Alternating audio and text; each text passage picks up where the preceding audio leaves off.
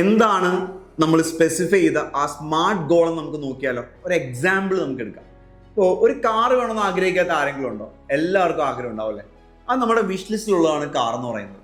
നമുക്ക് അതിനെങ്ങനെ വിഷൻ ബോർഡിലേക്ക് പ്ലേസ് ചെയ്യാൻ നോക്കാം. ഇപ്പോൾ ഞാനാണെന്നുണ്ടെങ്കിൽ എനിക്കൊരു കാർ വേണമെന്നാണെങ്കിൽ ഞാൻ ആദ്യം എനിക്കൊരു കാർ വേണം. ഏത് കാർ വേണം? ഇപ്പോൾ മാരുതിയുടെ സുസുക്കി, അല്ലെന്നുണ്ടെങ്കിൽ എനിക്കൊരു ടാറ്റ ടിയാഗോ വേണം, അല്ലെങ്കിൽ എനിക്കൊരു മഹീന്ദ്രയുടെ താർ വേണം. താർ വേണമെന്ന് ഞാൻ ഫിക്സ് ചെയ്തു. അങ്ങനെയാണെങ്കിൽ ഏത് കളർ താറ് വേണം? ഞാൻ ഫിക്സ് ചെയ്തു ബ്ലാക്ക് കളർ താറ് വേണം. ദെൻ പല ഓപ്ഷനാണുള്ളത് അല്ലേ? നമുക്ക് 2 ഡോർ ഉള്ളതുണ്ട്, അല്ലെന്നുണ്ടെങ്കിൽ 5 ഡോർ ഉള്ളതുണ്ട്, 5 ഡോർ വേണോ, റോക്സ്. അപ്പോൾ ഏത് വേണമെന്ന് ഫിക്സ് ചെയ്തു. ഞാൻ ഫിക്സ് ചെയ്തു എനിക്ക് 2 ഡോർ ഉള്ളത് മതി. ബ്ലാക്ക് താറ് മഹീന്ദ്രയുടേത്. ദെൻ അതുകൂടാതെ 2 ഡോർ ആണ്. ദെൻ അതുകൂടാതെ നെക്സ്റ്റ് എന്താണ്? അത് ഡീസലാണ്. അതിന്റെ പ്രൈസ് എത്രയാണ്?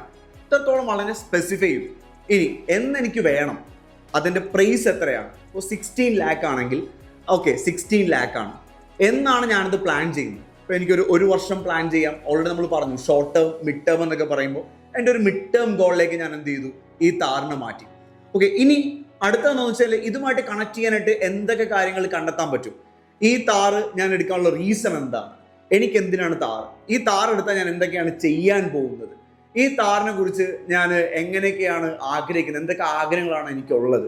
ഇത്രത്തോളം ഡീപ്പായിട്ട്, ഇതിലും ഡീപ്പായിട്ട് നിങ്ങൾക്ക് മൂവ് ചെയ്യാൻ പറ്റും. അങ്ങനെ എത്രത്തോളം ആ താറുമായിട്ട് അല്ലെങ്കിൽ ആ വാഹനവുമായിട്ട് നിങ്ങൾ കണക്റ്റഡ് ആവാൻ പറ്റുമോ അത്രത്തോളം കണക്റ്റഡ് ആവുക.